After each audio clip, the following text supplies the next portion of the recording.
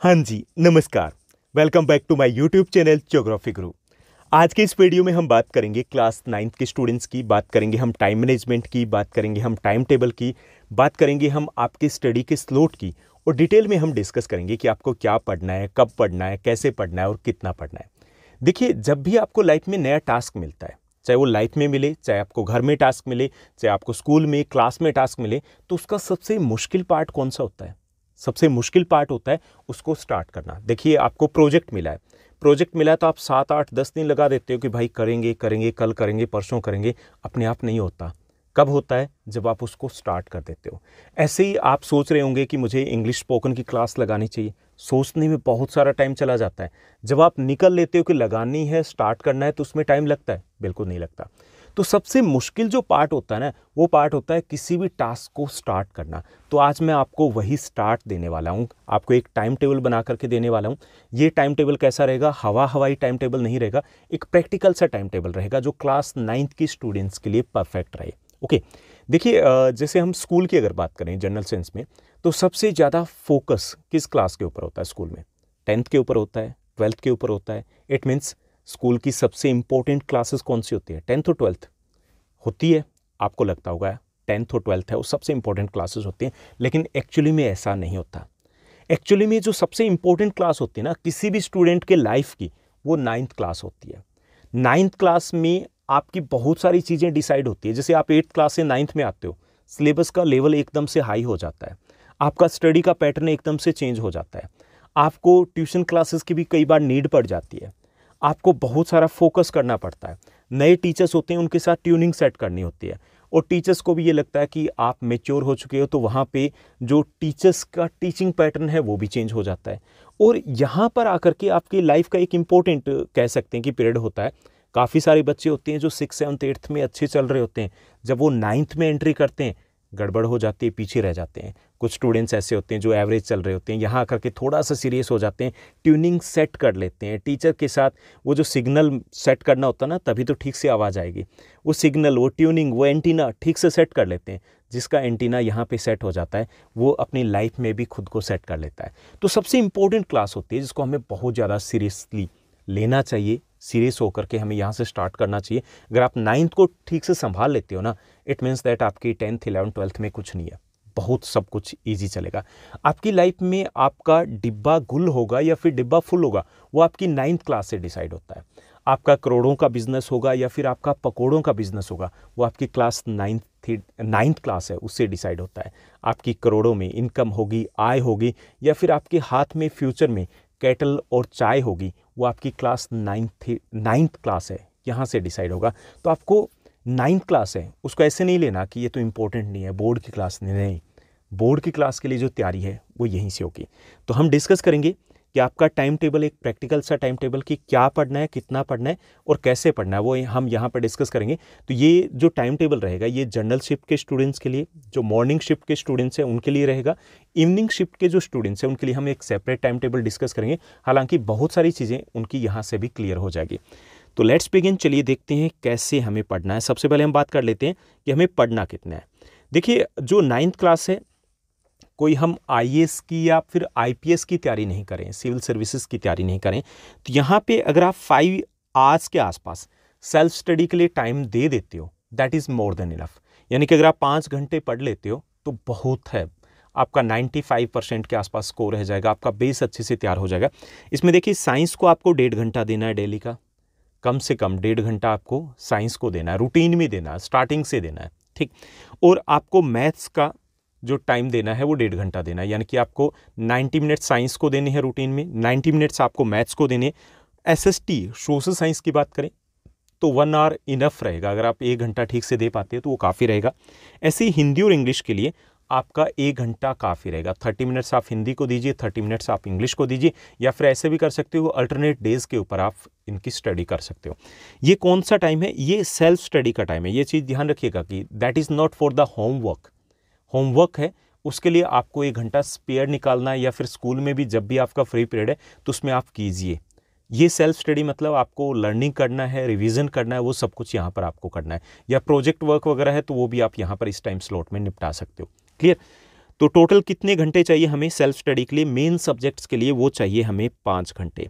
सोना कितना है? 8 घंटे, 13 आवर्स हो गए। ठीक, उसके बाद बाकी आपका स्कूल के 6 आवर्स लगा लेते हैं, 19 आवर्स। 5 आवर्स आपके स्पेयर हो जाते हैं, आप खेलिए, टीवी देखिए, जो कुछ भी आपको करना है। तो एक हम बैलेंस्ड टाइम टेबल है वो यहाँ पर डिस्कस करेंगे। तो चलिए शुरुआत करते हैं। हम शुरुआत कैसे करेंगे कि सबसे पहले देखिए, आपको 9th के स्टूडेंट हो, सुबह जल्दी अगर नहीं उठा जाता ना, कोई बात नहीं, उठने की ज़रूरत नहीं है। आप रूटीन टाइम से स्टार्ट कीजिए। जैसे अगर हम जनरल शिफ्ट के स्टूडेंट्स की बात करें तो वो 7:30 या 8 o'clock उठना, आपको आधे घंटा आगे पीछे हो सकता है आपके रूटीन के अकॉर्डिंग। 7:30 या 8 बजे तक आप उठ जाइए। अगर आप मॉर्निंग शिफ्ट के स्टूडेंट्स हैं, अगर हम दिल्ली गवर्नमेंट स्कूल्स या प्राइवेट स्कूल की बात करें, तो वहाँ पे अगर मॉर्निंग शिफ्ट में आप जा रहे हो तो इस सारे टाइम को 1 घंटा पहले लेकर के चलोगे। ठीक, तो आप 7:30 या 8 AM के आसपास उठिए, आराम से उठिए, मज़े से उठिए। 9th है, कोई दिक्कत नहीं है। 10th में उठना ही है आपको, जल्दी उठना, या लेट नाइट स्टडी भी आपको करनी पड़ेगी, वो उस वक्त चलेगा। तो 7:30 या 8 AM आपका जो वेकअप टाइम होना चाहिए। उसके बाद आप 1 घंटे के आसपास टाइम लगा दोगे ब्रेकफास्ट में, तैयार होने में, स्कूल भी आपको जाना है। तो स्कूल का आपका टाइम 9 to 2:30 या 3 के आसपास रहेगा। ओके, 9 to 2:30 और 3 के आसपास रहेगा। जो मॉर्निंग शिफ्ट के स्टूडेंट्स हैं तो उनका पहले ही ओवर हो जाएगा, लेकिन वो 1 घंटा पहले भी जाएंगे। उसके बाद आप स्कूल से आने के बाद आपका 2:30 से 3 के बीच में आपका लंच ब्रेक हो जाएगा। ठीक, यानी कि आपका रूटीन चल रहा है, कहीं पे हमने सेल्फ स्टडी नहीं किया। ठीक, उसके बाद आप 3 to 4 1 घंटा रेस्ट भी मार लीजिए। ओके, जैसे मैंने बोला ना, प्रेशर नहीं लेना हमें, तो 1 घंटा आप रेस्ट मार लीजिए, पावर नैप ले लीजिए, सोना है सो जाइए, कोशिश कीजिए कि सो जाओ तो ज़्यादा बेटर है। उसके बाद आपका जो टाइम स्टार्ट होगा 4 to 5 का, इसमें देखिए कुछ बच्चे मैथ्स की या फिर अल्टरनेट डेज के ऊपर साइंस की, 3 डेज़ में वो मैथ्स की जाते हैं, कभी साइंस की जाते हैं, ट्यूशन भी जाते हैं, एक होती है, कई बार डबल भी होती है। तो ये जो 4 to 5 है, ये आपका ट्यूशन का टाइम रहेगा। आप ट्यूशन टाइम मतलब जो ट्यूशन है वो आप अपनी कंप्लीट कर सकते हो। जिन बच्चों की डबल है, कमी बच्चों की होती है, तो वो 3 to 5 के बीच में इसको कवर अप करेंगे।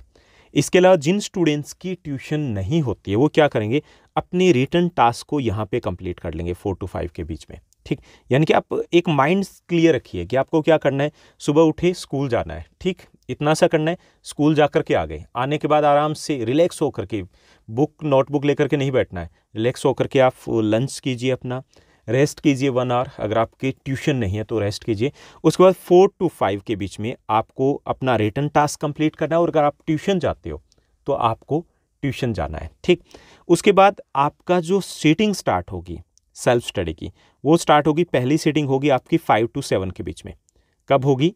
5 to 7 के बीच में होगी। या देखिए 5 to 7 क्या करना है, हम यहाँ करेंगे 5 to 6:20 के आसपास तक, 5 to 6:20 के बीच में यहाँ आपको साइंस निपटा देना है। ठीक, 6:20 के बीच में, लगभग 1.5 घंटे से थोड़ा पहले भी हो जाए या 6:30 भी हो जाए, डजेंट मैटर।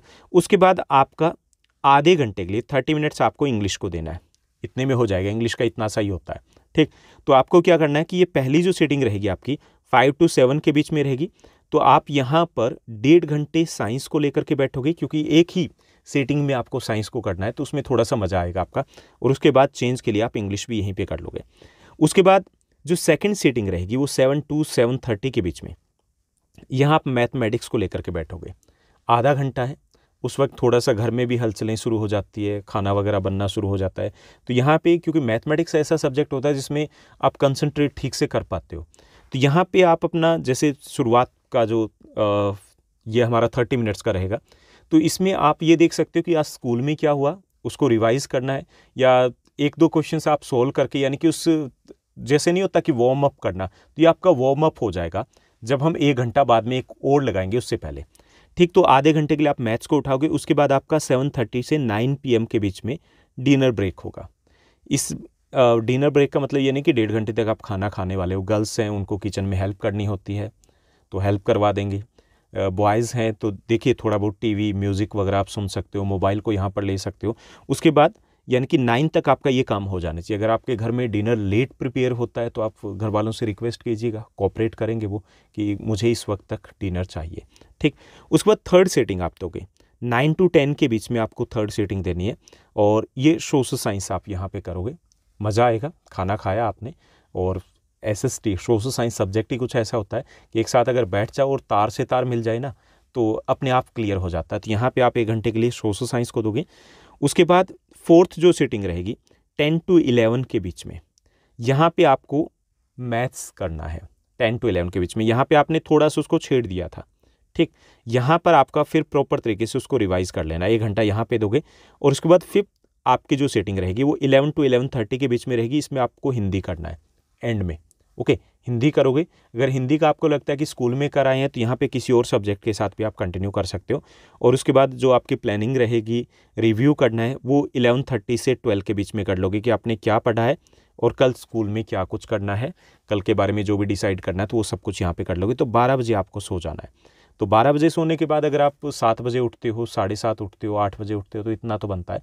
तो इसलिए मैंने सुबह आपको डिस्टर्ब नहीं किया है, क्योंकि आजकल घरों का रूटीन ही कुछ ऐसा होता है, टीवी चलता रहता है, डिनर लेट प्रिपेयर होता है, घर वाले सोते नहीं है, तो सुबह आपसे जल्दी नहीं उठा जाएगा, ओके।